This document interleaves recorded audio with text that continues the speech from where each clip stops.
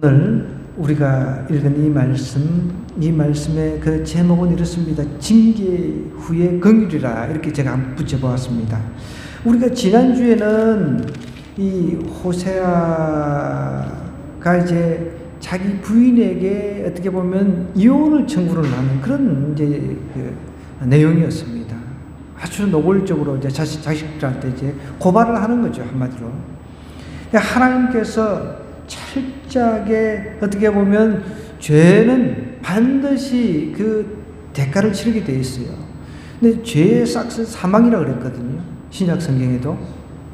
하나님은 죄를 그냥 두지 아니하십니다. 왜냐하면 하나님은 거룩하신 분이기 때문에 죄하고 함께 벗할 수가 없다는 것이죠. 그래서 이 음란한 이스라엘 백성들을 이제 비유적으로 이야기를 하는 거예요. 음란한 이스라엘 백성들을 이제 어떻게 보면은 하나님께서 이제 징계하는 내용이었다라고 한다면은 이제 오늘 말씀 반전이 일어납니다. 그 어떻게 보면 음란한 이스라엘 백성들을 향한 하나님의 사랑을 지금 드러내주고 있어요. 그러니까 하나님은 징계를 좋아하시는 분이 아닙니다. 여러분, 그걸 아셔야 돼요. 다른 우리는 자신이 잘못을 해놓고 문제가 생기면 왜 하나님 나에게 이런 고통을 주십니까? 왜 나만 이런 고통을 당하게 하십니까? 이러면서 하나님한테 삿대질하고 하나님한테 대들고 막 이러잖아요. 그죠?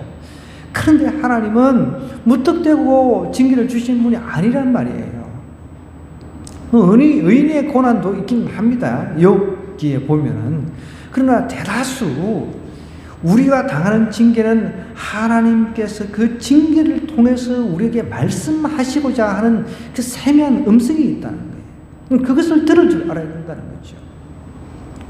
그러니까 보통 우리가 불치의 병이 걸리면은 처음에 어떻게 나에게 이런 일이? 그러면서 이제 막 원망하고 신을 원망하고 대다수 비슷합니다. 또 막 주위 사람들을 막 원망하고 그러다가 이제 서서히 이제 수용을 하게 되죠. 그러면서 자신을 이제 정리를 합니다. 나름대로 막 애도 써보고 현대의학의 힘을 빌어서 나름대로 이제 노력도 해보지만 그거 소용없을 때는 이제 수용을 하는 것이죠. 마지막 수용을 하고 이제 그냥 방법이 없는 거죠. 수용을 할 수밖에 없는 것이죠. 일반적으로 우리가 그렇다는 것이죠. 그런데 우리는 어떤 삶 속에서 나에게 징계라고 하는 것들이 이제 닥쳤을 때, 물론 사람들은 이게 징계인지 아닌지도 몰라요. 사람들은 그런 말을 쓰잖아요. 에이, 재수 없어. 똥을 밟았어, 내가. 똥을 밟아서, 에이, 재수 없어. 오늘 재수 없어가 똥을 밟았다는 거죠. 그런 말을 쓰잖아요. 우리는 재수란 말을 써서는 안 돼요, 우리는. 모든 것이 하나님의 뜻 안에 있다는 거예요. 모든 것이. 제가 늘 강조하고 설명할 때, 신학적인 이제 어려움을 갖다가 이제 설명할 때 잘 쓰는 표현인데, 하나님은 원으로 우리가 묘사를 하자고요. 그 안에 세모는 우리 인간의 의지입니다. 우리 인간의 의지를 가지고 아무리 발버둥 쳐봐야 이 원 안에 있는 세모 밖으로, 세모 안에 있는 이것이, 이 세모가 원 안에 갇혀 있기 때문에 절대로 밖으로 떠나갈 수가 없다는 것이죠. 그래서 우리는 빨리 이게 하나님의 이 환경 속에서 나에게 징계하시는 거구나, 그래서 빨리 이제 내가 인식을 하고 받아들이는 게 최고입니다. 그 다음부터는 하나님께서 역사를 하신다는 거예요. 하나님께서는 그 순간을 기다리고 계신다는 거예요. 그러면서 돌이키기를 원하신다는 거예요. 오늘 우리가 읽은 이 말씀은 하나님께서는요, 정말 우리를 징계하기를 원하시는 분 아니라는 것을 정확하게 가르쳐주는 그런 말씀입니다. 하나님께서 자기 자식을 매질해서 내쫓고 그냥 너는 이제 더 이상 내 자식이 아니다, 내 아내가 아니다, 이런 식으로 이렇게 뭔가 평가하고 그런 하나님이 아니시라는 거예요. 하나님은 다시금 홈기를 원하세요. 자기 자식이 집 나간 자식, 우리 탕자의 비유 알잖아요. 신약에 탕자의 비유, 유명한 탕자의 비유. 정말 둘째 아들이 아버지한테, 아버지, 어차피 아버지 죽으실 거, 재산, 나한테 내 분기 주세요. 이게 말이 되는 소리입니까, 여러분?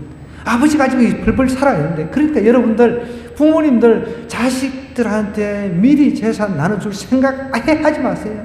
죽을 때까지 다 쓰고, 근데 나는 죽을 때까지 쓸 돈이 하나도 없어. 그럼 뭐 어쩔 수가 없고. 죽을 때까지 다 알아서 쓰고, 그렇게 가야 된다. 근데 둘째 당자는 그걸 가지고 받아가지고 외국에 나가지고 부어라 마시라 그냥 막 클럽 같은 데 가가지고 돈을 허랑방탕히 다 썼어요. 돈이 있을 때 사람들이 얼마나 서비스가 좋습니까? 오빠 오빠 하면서 달려들죠. 그 돈 떨어지고 나면 거지잖아요. 거지는 별 볼 일 없어요. 우리 한번 자매님들한테 물어볼게요. 우리 거지한테 시집가고 싶어. 나는 돈 일푼 없어도 거지한테 난 시집가고 싶어. 아무도 없잖아요. 그죠? 거지한테 누가 시집가고 싶습니까? 그런데 어쨌든 거지가 돼가지고 아버지 집이 다시 생각이 났단 말이에요. 그래서 아버지 집에 가면 내가 굶어 죽지는 않겠구나. 그 생각으로 아버지한테 갔는데 둘레둘레 혹시 아버지가 나를 내치면 어떨까? 온갖 생각하면서 그걸 왔을 거예요. 그죠? 이놈의 자식, 너 집 나갈 때는 언제고 말이야. 우리 같으면 그렇게 하잖아요.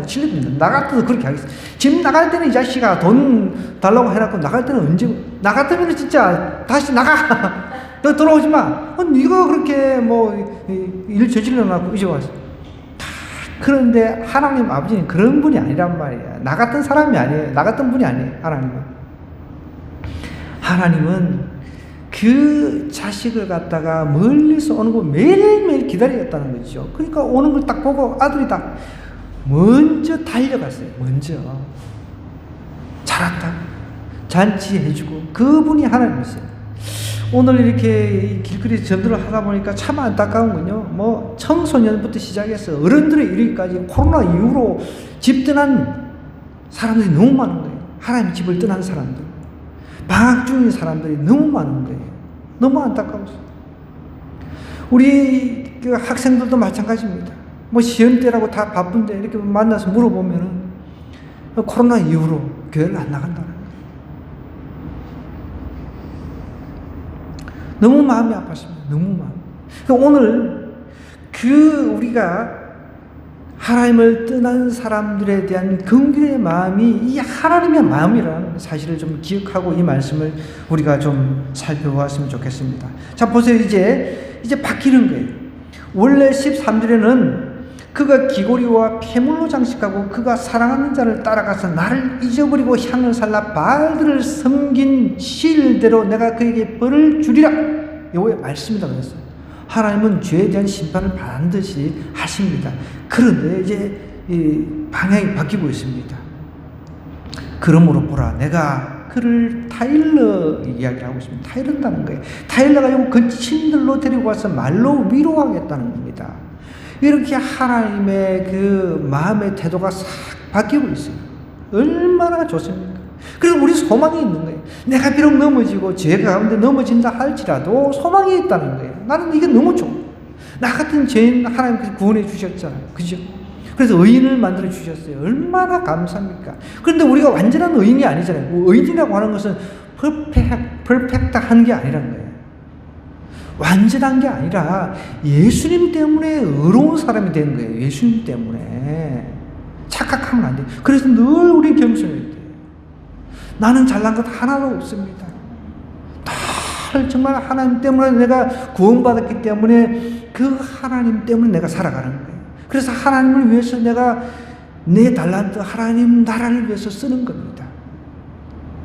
그래서 하나님께서 이렇게 그냥 징계를 해서 어떻게 보면 매질을 해야 되는 벌을 줘야 되는데 하나님께서는 이제 벌을 주셨어요. 벌을 주시고 난 뒤는 다시 이제 타일릅니다. 우리가 아이들을 혼낼 때 혼을 막 내지 매질을 하고 그죠? 그러고 나서 타일러잖아요. 우리 하나님의 마음이 똑같습니다. 타일러 가지고 거친들로 데리고 가서 이 거친들이라고 하는 것은 여러분 광야잖아요. 광야. 이제 광야를 말하는 건 거친들. 이 광야에 데리고 갔다는 것은 이 광야는 회복의 장소예요. 사실은. 여러분 우리가 이스라엘 백성들이 40년 동안 광야 생활을 했다는 건 알잖아요. 그죠? 40년 동안 광야 생활을 불평하고 원망하고 막 그래가지고 먹을 것 없으면 먹을 것 없다고 난리치고 물 없으면 물 없다고 난리치고. 근데 만나를 통해서 하나님께서 40년을 먹이 사는데 이제 만나 질렸다고 이제 난리치고 그 고기 내놔라고 난리치고 하여간 난리 전문가예요. 우리 이스라엘 백성 우리도 마찬가지죠. 우리 자신들도 마찬가지예요. 난리치잖아요. 고기 없으면 고기 없다고 그러고 그죠? 이런 그 난리치는 이스라엘 백성들을 갖다가 하나님께서 어떻게 한다고 다 일러가지고 하나님의 그 특별한 장소, 회복의 장소, 이 위로의 장소인 거친들 광야로 데리고 간다는 거예요. 그리고 광야에 데리고 와서 그를 위로한다는 거예요. 여러분, 우리가 광야로 하나님께서 우리를 몰아넣으시는 이유가 무엇입니까? 너무 광야가 그러지 마세요. 저는 기회가 되면은 이스라엘 성지순례 가서 광야를 한번 경험하고 싶어요. 진짜입니다. 이거는 광야를 한번 경험하고 싶어요. 어떤 사람들은 일부러 광야 생활을 하고 싶어서 체험하려고 광야로 들어가는 사람이 있다고 해요. 여러분이 예전에 교부라고 하는 사람들 이야기 들어보셨어요? 제가 예전에 가끔씩 한번 이야기를 했습니다. 교부라고 하는 것은 우리 이제 교회의 아버지들, 정말 그 사람들은 하나님과 너무 어떤 면에서 이제 세상과 딱 그 절연하고 세상과 끊어버리는 그런 측면만 우리가 강조를 하면 안 돼요. 하나님하고 더 깊이 교제를 하기 위해서 세상을 끊어버리는 거죠. 하나님과 홀로 독대하기 위해서 깊이 하나님을 묵상하고 하나님과 깊은 교제 가운데 있기 원하는 거죠. 그래서 찾다 보니까 광야밖에 없는 거죠.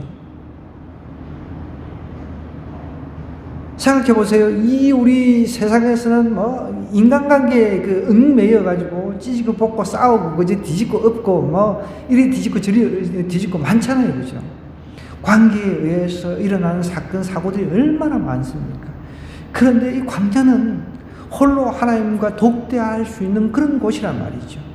그래서 하나님께서 이런 이스라엘 백성들을 타일러가지고 이제 징계를 하고 난 뒤에 타일러가지고 거친들로 데리고 갑니다. 그래서 광야로 몰아넣으시는 이유는 왜입니까? 왜 하나님이 우리를 광야로 몰아넣으십니까? 그것은 첫사랑을 회복하라고. 뭐라고요? 첫사랑을 회복하라고. 우리의 코로나로 인해서 떠났던 사람들 다 돌아와야 돼. 잃어버린 영혼들 다 찾아야 돼. 우리 학교에도 우리 학생들, 오늘 제가 여기 길거리에서 집사람하고 전도하는데 학생들을 만나서 물어보는데 너무 안타까워. 학생들이 얼마나 많습니까? 여러분들 학교 주변에 친구들, 교회 다니다가 안 다니는 친구들 많잖아요. 그죠? 다 코로나 핑계대. 나는 너무 안타까운 게 코로나를 통해서 더 하나님과 가까이 해야 되거든요. 코로나를 통해서 하나님 코로나라고 하는 징계를 우리에게 주셨단 말이에요. 그 코로나를 통해서 광야 같은 생활을 했단 말이에요. 3년을. 하나님께서 그 광야 거친들로 몰아넣으신 이유가 있는데 첫사랑을 회복하라는 거예요. 오히려. 그런데 오히려 반대로 나가버린 거죠. 하나님께서는 우리에게 첫사랑을 회복하라고 광야로 거친 길로 몰아가십니다. 그걸 아셔야 돼요. 그걸 알면은 시작이 돼요. 그걸 알면은 소망이 있습니다. 근데 문제는 그걸 모른다는 거예요. 하나님께서는 우리를 광야 거친 들로 데리고 와서 이제 하나님의 사랑의 말로 위로하기를 원하십니다. 그런데 광야 가면 우리는 위로받기를 싫어하잖아요. 그죠? 그 막 있는 거 없는 거 막 그 마음에 있는 그 온갖 더러운 거 다 쏟아내는 거예요. 우리 인간의 그 잘못된 이 부패한 본성에 의해서 그런 것들이 나오는 거예요. 그래서 불평하고 원망하고 이스라엘 백성들 40년 동안 했던 거 똑같이 하는 거예요. 우리도. 우리는 그렇게 하면 안 돼요. 나한테 주어진 그 광야 같은 거친 들 같은 그런 환경이 나에게 주어진다고 했을 때 이것은 하나님께서 지금 나에게 찾아오시는 사건이구나. 나를 찾으시는 사인이구나. 하나님께서 나로 하여금 첫사랑을 회복하게 하기 위한 하나의 수순을 밟고 있구나. 그렇게 내가 받아들여야 된다는 거예요. 이스라엘 사람들은 첫사랑을 완전히 잃어버렸죠. 하나님이 이스라엘 백성들을 얼마나 사랑하셨습니까? 사랑하셔가지고 선지자를, 이때는 예수님 오시기 전이잖아요. 선지자를 보내가지고 내가 너를 사랑한다. 내가 너를 사랑한다. 근데 선지자를 또 죽였어요. 선지자를 또 보내면 또 죽여버려요. 또 죽여버려요. 또 죽여버려요. 도저히 안 돼가지고 하나님께서, 하나님 스스로 인간이 되신 사건이 신약시대 예수님께서 초림으로 오신 사건이었단 말이에요. 이 하나님이 얼마나 인간을 사랑하는지 한번 보세요. 그래서 데리고 가서 거친들로 데려가서 이제 위로합니다. 거기서 비로소 그의 포도원을 그에게 주고 악을 골짜기로 소망의 문을 삼아 주리니 그가 거기서 응대하기를 어렸을 때와 애굽 땅에서 올라오던 날과 같이 하리라. 여호와께서 이르시되 그날에 내가 나를 내 남편이라 일컫고 다시는 내 바알이라 일컫지 아니하리라. 내가 바알들의 이름을 그의 입에서 제거하여 다시는 그 이름을 기억하여 부르는 일이 없게 하리라 라고 이야기를 하고 있습니다. 이게 무슨 말입니까? 광야 거친들로 하나님께서 우리를 몰아가셔서 첫사랑을 회복하게 하시는 하나님의 의도를 우리가 읽을 줄만 알면 그 다음부터는 모든 것이 회복이 된다는 겁니다. 여기 보세요. 여기 15절에 보니까 거기서 비로소 그의 포도원을 그에게 주고 악을 골짜기로 소망의 문을 삼아 준다라고 해요. 여러분, 포도원은 어떻게 보면은 우리 농사잖아요. 농사. 우리가 먹고 사는데 이 포도원 그 당시는 굉장히 중요했죠. 저희 어렸을 때도 포도밭이 있어가지고 굉장히 유명했어요. 우리 동네에서는 가장 유명했습니다. 가장 포도밭이 컸고요. 그래서 멀리 다른 동네에서부터 포도를 사러 왔습니다. 엄청 오래된 포도인데, 포도원이죠. 그런데 그거 가지고 다 먹고 살았단 말이에요. 그것도 팔아가지고 이제 먹고 살고. 이게 포도원이라고 하는 것은 이 어떻게 보면 경제적인 수단인 거죠. 경제. 그 요즘에 여러분 아무리 우리 믿음을 외친다 하더라도 아까 전에 그랬잖아요. 믿음 있는 거지가 나타나서 여러분들한테 청혼을 한다고 한다면은 청혼을 받아주겠습니까? 우리 하람에 고개 흔들잖아요. 그냥 믿음 있는 거지라도 싫다는 거예요. 이왕이면 믿음 있고 돈도 많은 거죠. 그런 사람이 나타나죠. 이 경제적인 걸 이야기하는 거예요. 하나님께서 우리를 징계하시면서 위로하고 다이르면서 이 광야 거친들로 몰아가실 때 하나님께서 우리에게 말씀하시는 거예요. 네가 첫사랑만 회복하면 내 이 경제적인 문제 해결해 주마 라고 이야기를 하고 있다는 거죠. 저도 여러분 나이 들어가지고 막 돈 없어가지고 힘들어가지고 그러고 싶은 생각이 1도 없습니다. 돈 없어가지고 막 나이 들어가지고 오히려 더 여유로운 삶을 살아야 돼요.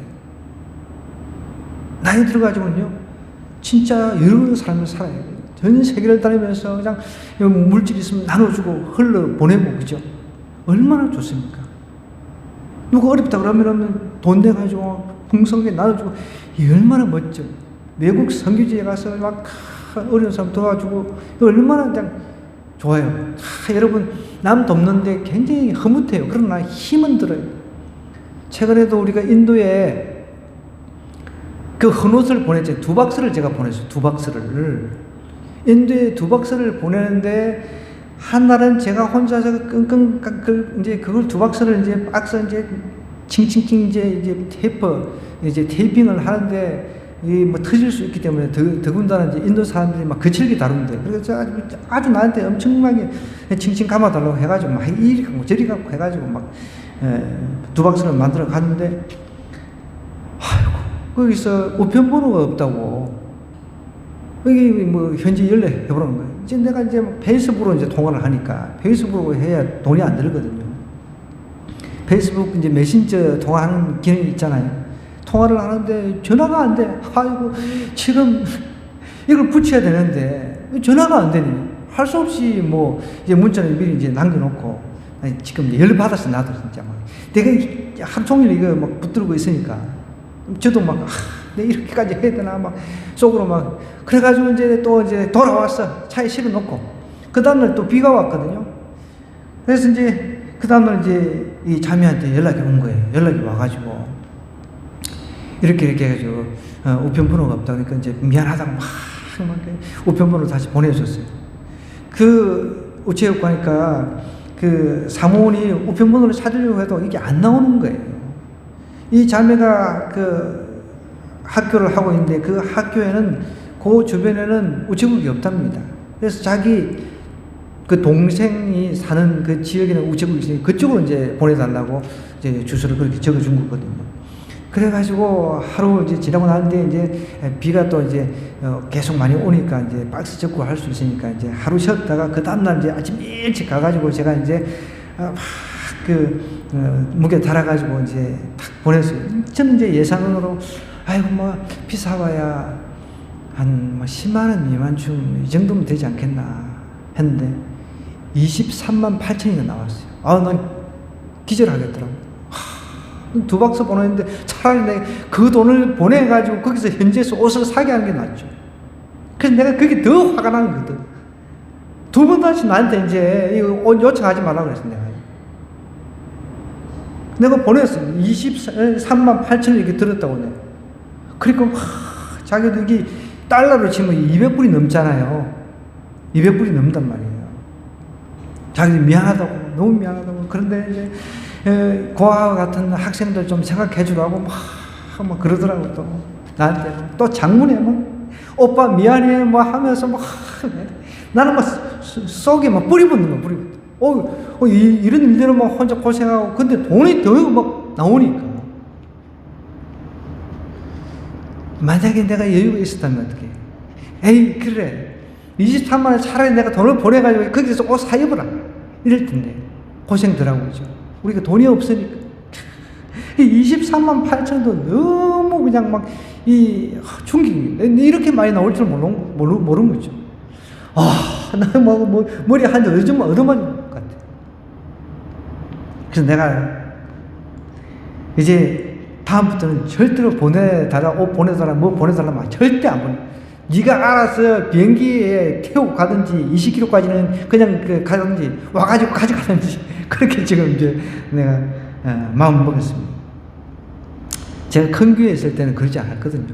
큰 교회에 있을 때는 박스 아예 그냥 컨테이너로도 보내버리고 다 여유가 있으니까. 우리는 여유가 없잖아요, 그죠? 그러니까 우리 여유가 있어야 돼. 여유 있는 삶을 살아야 된다. 그러려면 하나님 앞에 우리가 하나님께서 어르고 다 이럴 때 그때 하나님과 첫사랑의 그 관계로 들어가야 돼요. 첫사랑의 그 회복이 되면 하나님 경제 문제, 포도원을 그에게 주고 아굴골짜기는 여러분 괴롭힘을 당한 여러분 아간이 훔쳐가지고, 그죠? 좋은 외투 같은 거 이렇게 금등이하고 훔쳐가지고 그것 때문에 전투에서 패배를 했잖아요.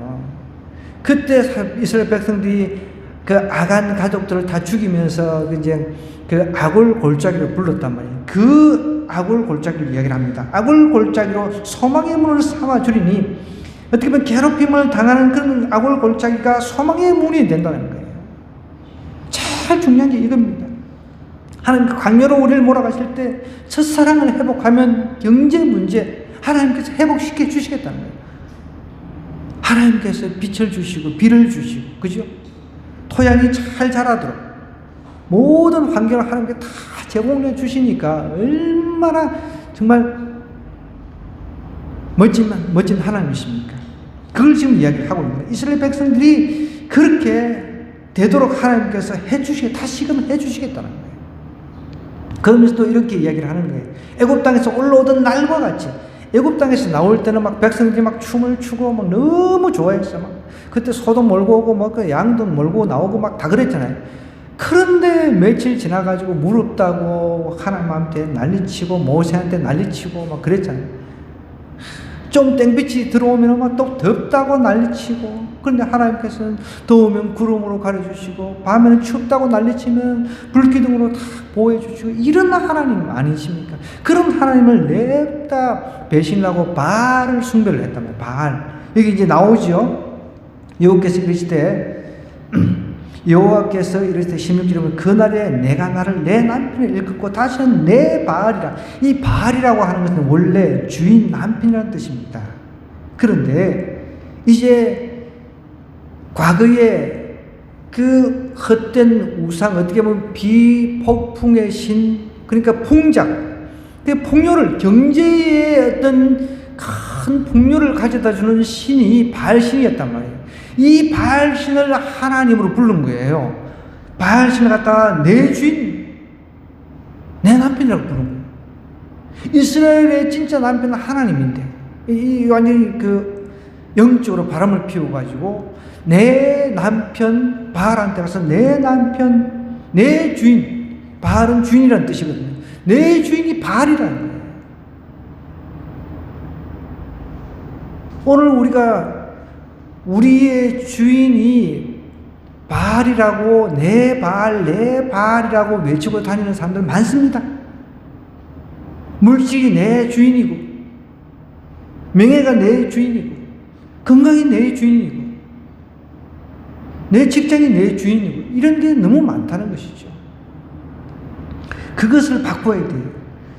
그러니까 이제 하나님께서 징계 후에 위로를 주시고 이제 경제를 회복시켜 주시면 악을 골짜기가 소망의 골짜기 된다. 눈물의 골짜기가 소망의 골짜기 된다고 하면서 이제 그날에 내가 나를 내 남편, 하나님만이 우리의 남편이다. 하나님이 남편이고 우리 백성들은 이제 아내란 말이죠. 신랑과 신부의 관계로 묘사를 하고 있습니다. 17절에 보니까 내가 바알들의 이름을 그의 입에서 제거를 하겠다는 거예요. 이게 인간의 능력으로 안 됩니다. 하나님께서 그렇게 해 주셔야 되는 거예요. 하나님께서 그렇게 해 주셔야 돼요. 우리가 우리 능력으로 마약을 끊어낼 수 없잖아요. 어떤 중독에서 끊어낼 수가 없잖아요.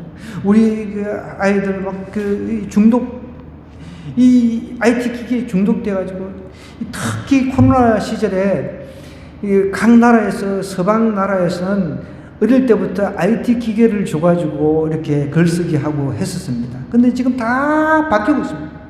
손글씨 쓰는 연습을 시키는 거예요. 문해력도 떨어지고, 우리 한국도 마찬가지예요. 문해력도 떨어지고.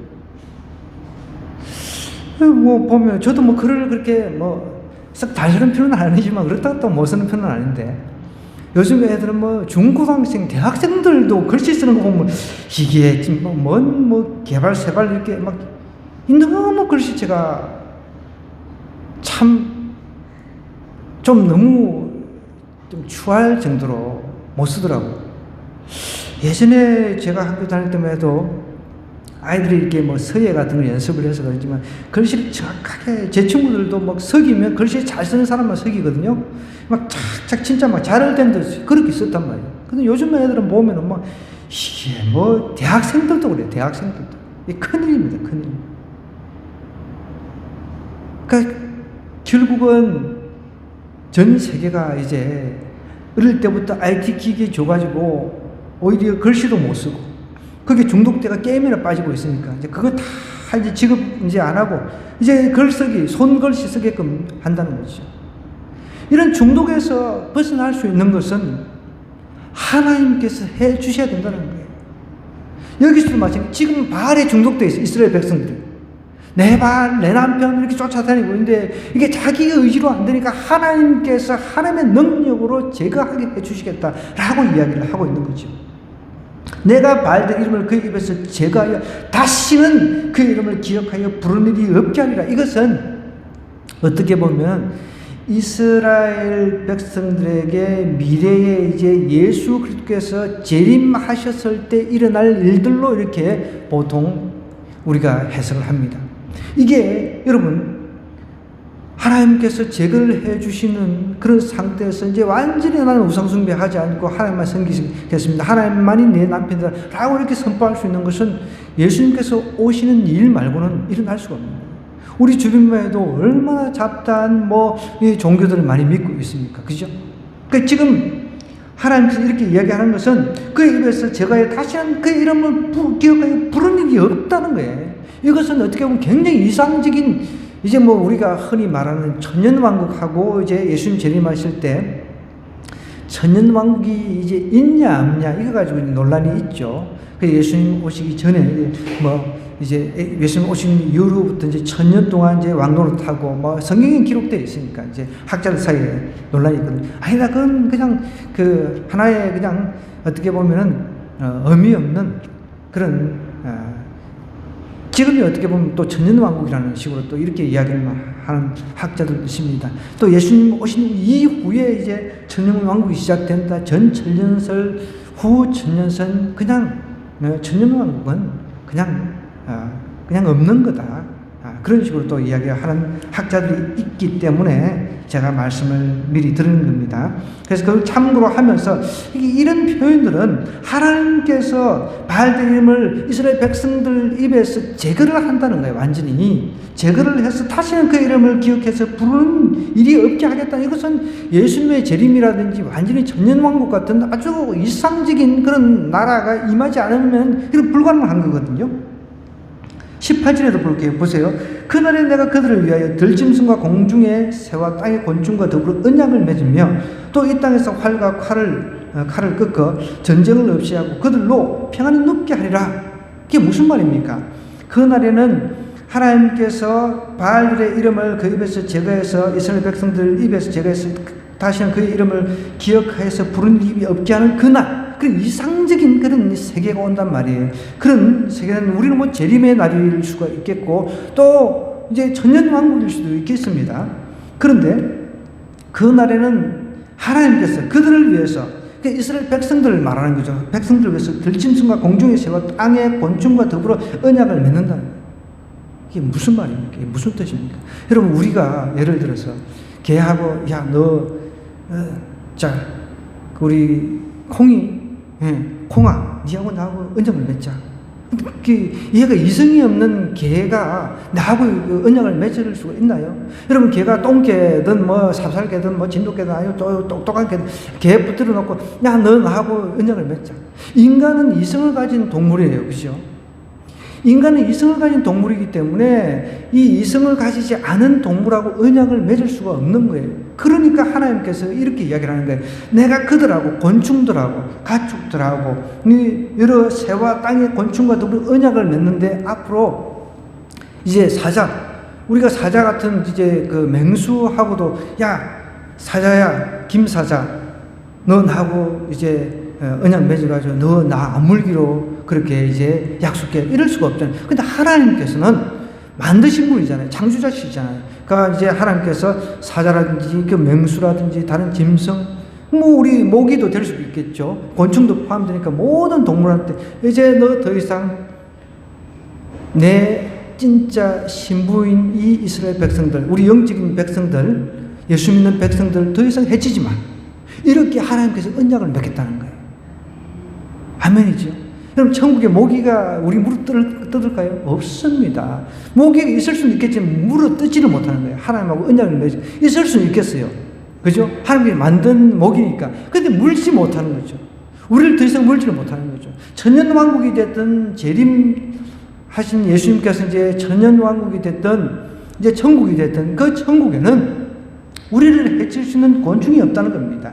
우리를 괴롭힐 수 있는 그런 사자라든지 이런 뭐 우리를 뭐 그 위협할 수 있는 그 동물이 없다는 것을 이야기를 하는 거예요. 이게 뭐 천년왕국이나 이게 천국 아니고 무엇입니까?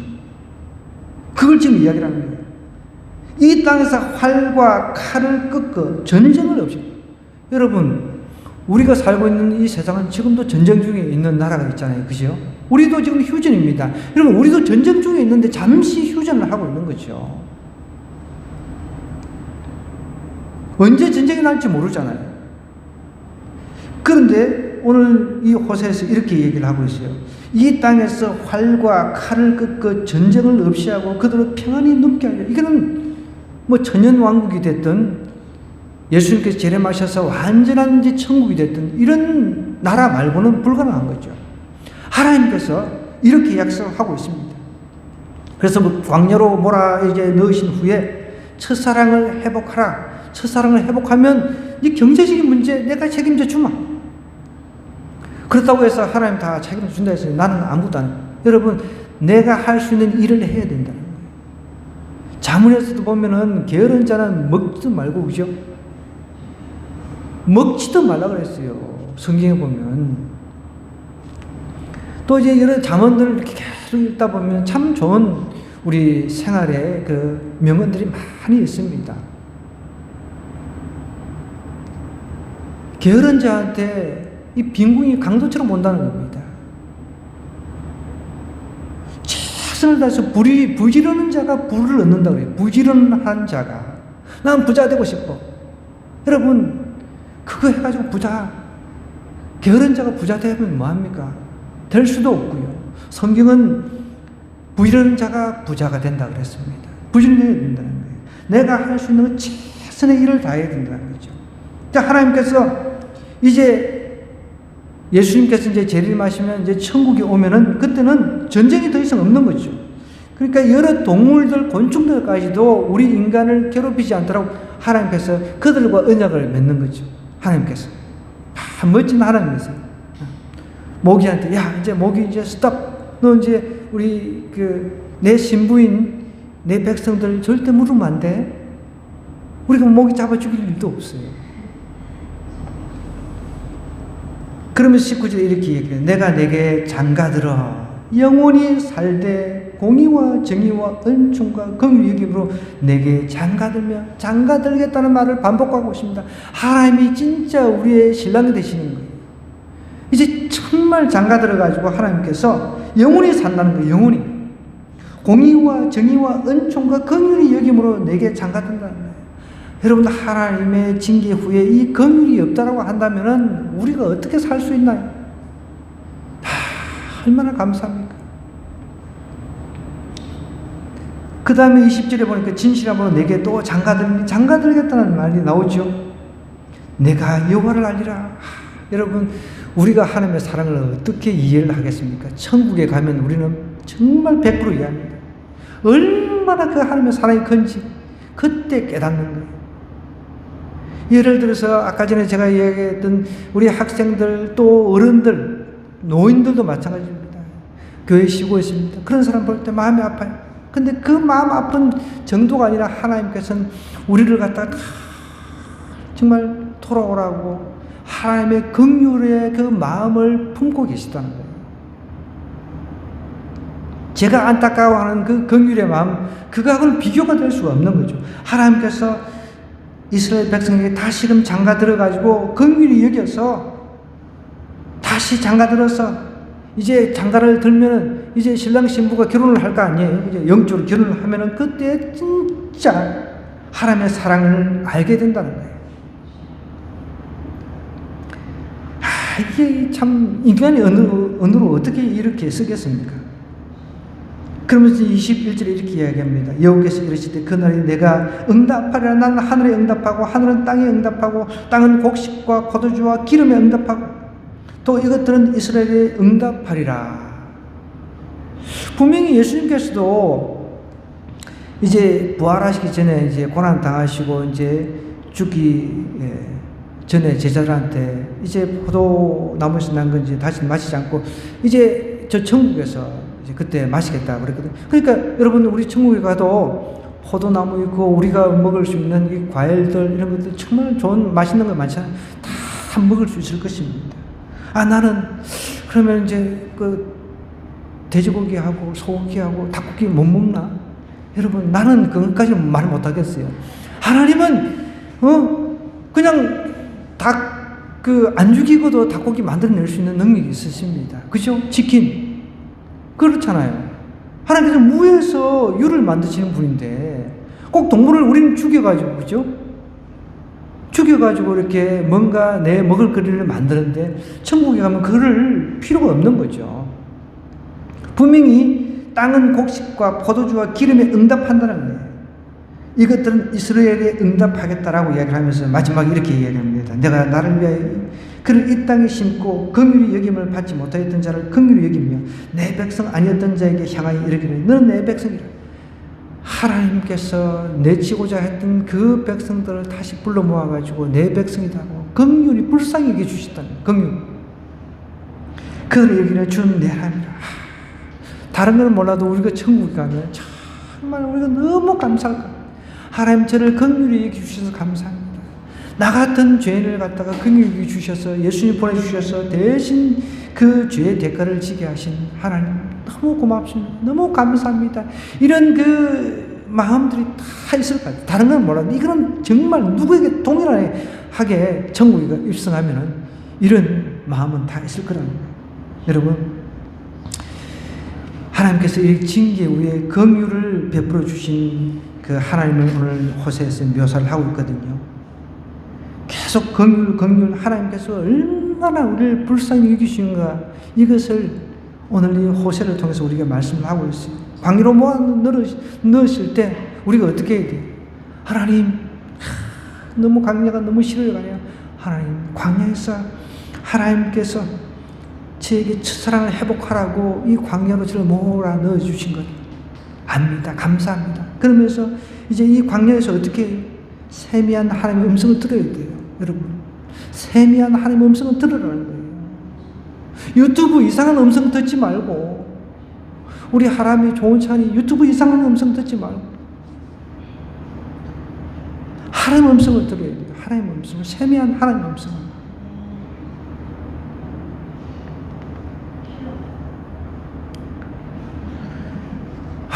답답해요. 다들 정말 이 사단이 들려주려고 하는 그런 음성을 자꾸 들으려고 하는데, 하나님께서는 징계를 통해서 첫사랑을 회복하기를 원하십니다.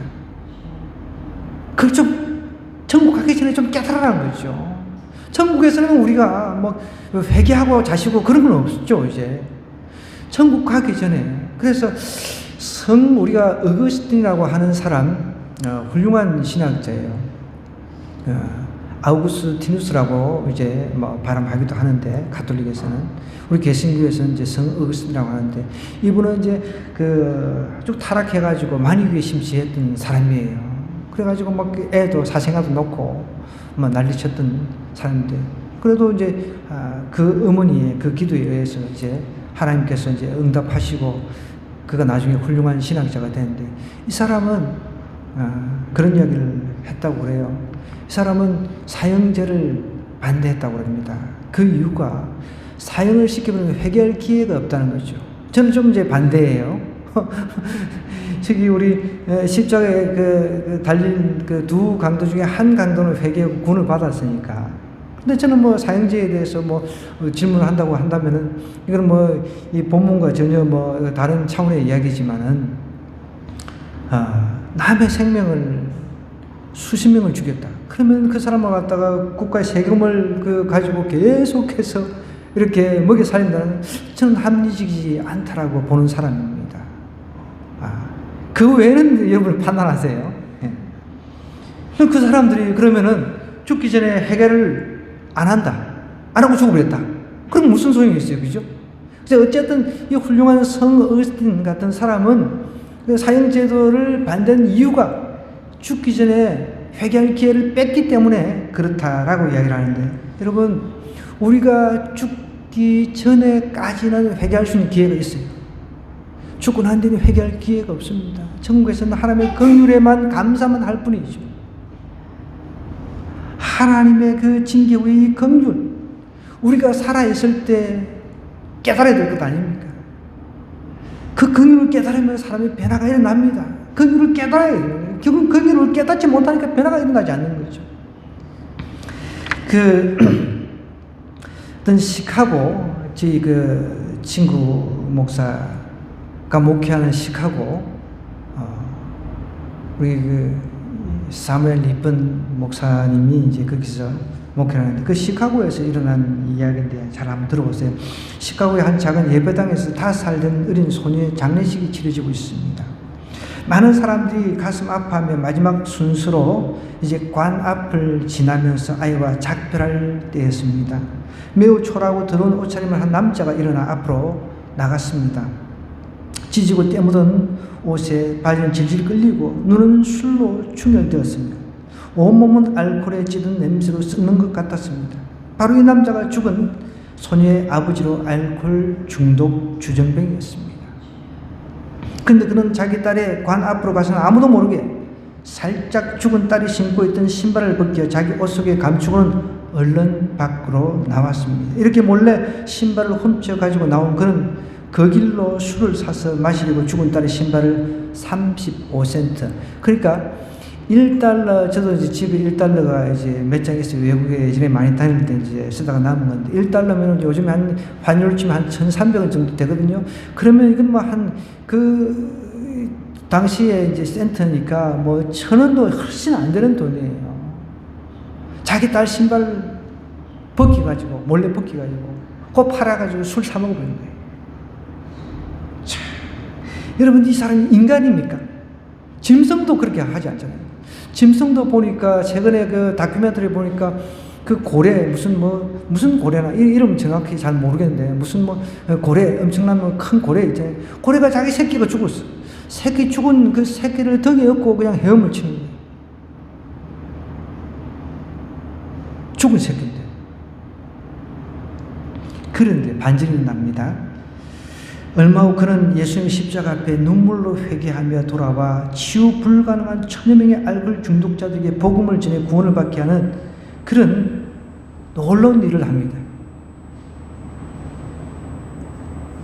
그래서 시카고 역사상 가장 유명했던 그 복음 전도자 멜 트라다가 되었다고 그럽니다.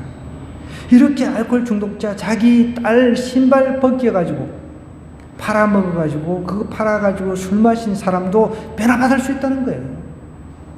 예수님을 만나면 변화받을 수 있습니다. 인격적으로 만나야 된다는 거죠. 이 멜트라드가 복음 앞에서 정말 회개하고 나니까 술 중독, 알코올 중독 하나님께서 끊게 능력을 주신 거죠. 이게 긍휼입니다. 이게 하나님의 긍휼이라는 거죠. 여러분, 이 하나님의 긍휼, 징계 후에 오는 이 긍휼에 우리는 하나님 왜 이렇습니까? 왜 이래요? 이렇게 우리가 하나님 앞에 손가락질 할 것이 아니라 하나님, 내가 하나님께서 주시는 이 징계가 첫사랑을 회복할 수 있는 그런 기회임을 믿습니다. 또 이 징계가 하나님의 세미한 음성을 들으라고 하는 나에게 확성기인 것을 믿습니다. 그러다 보면 하나님의 그 긍휼이 나에게 그냥 꽉 와닿을 것입니다. 이런 긍휼을 저와 여러분 좀 체험했으면 좋겠습니다. 오늘 말씀 생각하면서 우리 기도합시다. 하나님, 하나님의 긍휼을 오늘 힘입기를 원합니다. 하나님, 하나님의 긍휼 가운데, 징계에 오는 이 긍휼 가운데 나의 하나님 첫사랑 회복하게 해주시고 이 징계 가운데, 환경 가운데 세면 하나님의 음성 듣게 해달라고 주여 한번 외치고 기도합니다.